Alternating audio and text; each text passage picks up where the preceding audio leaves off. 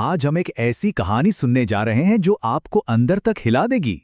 ये कहानी है ग्रामीण भारत की, एक ऐसी दास्तान जो पीढ़ियों से सुनाई जा रही है।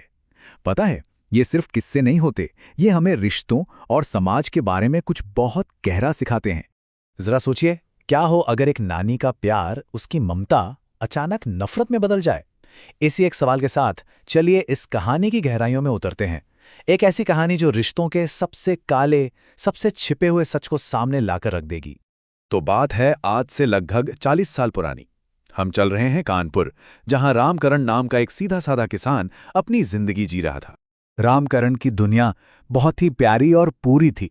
सोचिए, एक खुशहाल परिवार, 6 हट्टे-कट्टे बेटे, एक प्यार करने वाली पत्नी रीना और खेतों में मेहनत से भरी एक सुकून की जिंदगी। सब कुछ बिल्कुल सही था। पर शायद किस्मत को ये खुशी ज्यादा दिन मंजूर नहीं थी।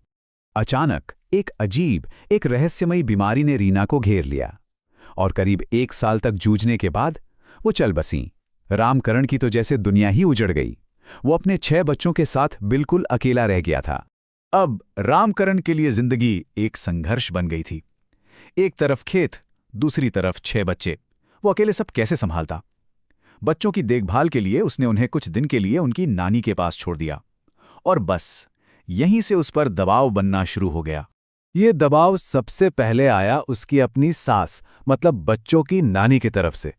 उन्होंने ही रामकरण के दिमाग में दोबारा शादी का बीज बोया। और फिर एक बहुत ही अजीब इत्तेफाक हुआ।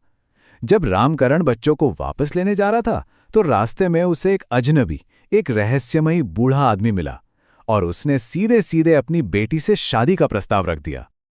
और फिर एक और अजीब बात हुई। उस बूढ़े आदमी की अचानक मौत हो गई। खैर, रामकरण ने अपने टूटे हुए परिवार को फिर से जोड़ने की उम्मीद में उस आदमी की बेटी रानी से शादी के लिए हां कर दी। उसे लगा कि चलो अब जिंदगी वापस पटरी पर आ जाएगी। पर उसे क्या पता था कि असल भयानक खेल तो अब शुरू होने वाला था। रानी घर में आई और उसके आते ही जैसे रामकरण के घर पर एक काला, मनहूस साया छा गया। जिसे वो उम्मीद की किरण समझ रहा था, वो असल में आने वाली तबाही का पहला संकेत था। तो शादी हो गई और कुछ वक्त के लिए रामकरण को लगा कि उसका परिवार फिर से पूरा हो गया है।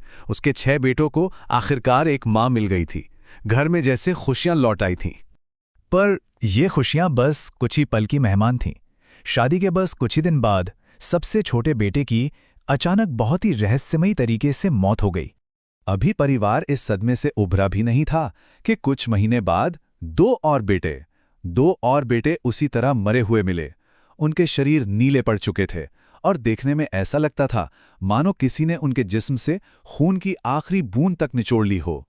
अब घर में सिर्फ 4 बेटे बचे थे और खौफ ने हर कोने में अपनी जगह बना ली थी। ये एक के बाद एक मौत नहीं थी, ये एक भयानक सिलसिला था, एक पैटर्न था। देखते ही देखते 6 में से 4 बेटे जा चुके थे। अब रामकरण के पास सिर्फ उसके 2 सबसे बड़े बेटे बचे थे और वो जानता था कि अगला नंबर उन्हीं का हो सकता है।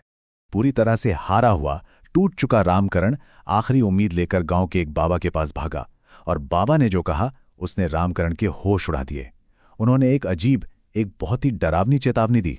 बाबा की बात को उसने पत्थर की लकीर मान लिया और जागते रहने के लिए रामकरण ने एक ऐसा तरीका अपनाया जिसे सुनकर ही रूह कांप जाए। उसने अपने पैर में एक गहरा कट लगाया और उस घाव में नमक रगड़ता रहा, सिर्फ इसलिए ताकि दर्द उसे सोने ना दे और वो देख सके कि रात के अंधेरे में आखिर होता क्या है। और उस दर्द से भरी रात में, जब सारी दुनिया सो रही थी, रामकरण ने हिम्मत करके बच्चों के कमरे में झांका। उसने वहां क्या देखा? जो नजारा उसने देखा वो किसी भी इंसान की कल्पना से परे था। कमरे में एक 7 फुट लंबा भयानक प्राणी था, बिना कपड़ों के, लंबे सफेद बालों वाला। और वो कोई और नहीं, रानी थी, उसकी अपनी पत्नी। अब सब कुछ साफ था। सारी बुराई की जड़ कौन थी, ये अब एक राज नहीं था। जैसे ही सुबह की पहली किरण फूटी, रामकरण पागलों की तरह बाबा के पास भागा। अब इंतजार नहीं हो सकता था। अब वक्त आ गया था उस पूरी साजिश का पर्दाफाश करने का जो उसके परिवार को निगल रही थी। और फिर उस रात सब कुछ बहुत तेजी से हुआ। रानी ने सबसे बड़े बेटे को अगवा कर लिया रामकरण और बाबा उसे ढूंढने के लिए उसी जगह भागे जहां वो बूढ़ा आदमी मिला था। पर वहां कोई झोपड़ी थी ही नहीं, वो सब एक छलावा था, एक धोखा। उन्हें बेटा बेहोश मिला, लेकिन सबसे बड़ा, सबसे खौफनाक झटका तो तब लगा जब वो भागते हुए नानी के घर पहुंचे और उसे भी ठीक उसी हालत में मरा हुआ पाया जैसे बच्चे मरे थे। बाबा का शक अब यकीन में बदल चुका था। वो रामकरण को लेकर सीधे गांव के एक तांत्रिक के पास पहुंचे, जिसके बारे में सब जानते थे कि वो काली शक्तियों से खेलता है। गांव वालों के दबाव और डर के आगे वो तांत्रिक टूट गया और उसने उस पूरी खौफनाक साजिश का एक एक राज उगल दिया। और जो सच सामने आया वो किसी के भी पैरों तले जमीन खिसका दे। इस सब के पीछे कोई और नहीं, बच्चों की अपनी सगी नानी थी। देखिए, कभी कभी गम इंसान को हैवान बना देता है। नानी को लगता था कि उसकी बेटी की मौत का जिम्मेदार रामकरण है और उसके दिल में बदले की ऐसी आग जली कि वो अपने ही नातियों की दुश्मन बन बैठी। उसी ने उस तांत्रिक को पैसा देकर एक पिशाचिनी को रानी का रूप दिलवाया और रामकरण की जिंदगी में भेजा ताकि वो एक एक करके उसके सभी 6 बेटों की बलि ले सके। ये तांत्रिक पिशाचों को काबू में रखता था।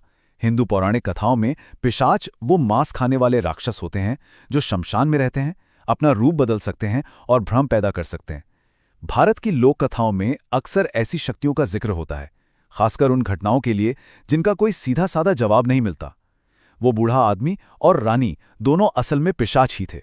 लेकिन बाबा की मदद से रामकरण ने अपने एक बेटे को बचा लिया। अनुष्ठान अधूरा रह गया और जब उस पिशाचनी को अपनी आखिरी बलि नहीं मिली तो नियम के मुताबिक उसने उसी की जान ले ली जिसने ये सब शुरू करवाया था, यानी नानी। तो इस पूरी कहानी का अंत क्या हुआ?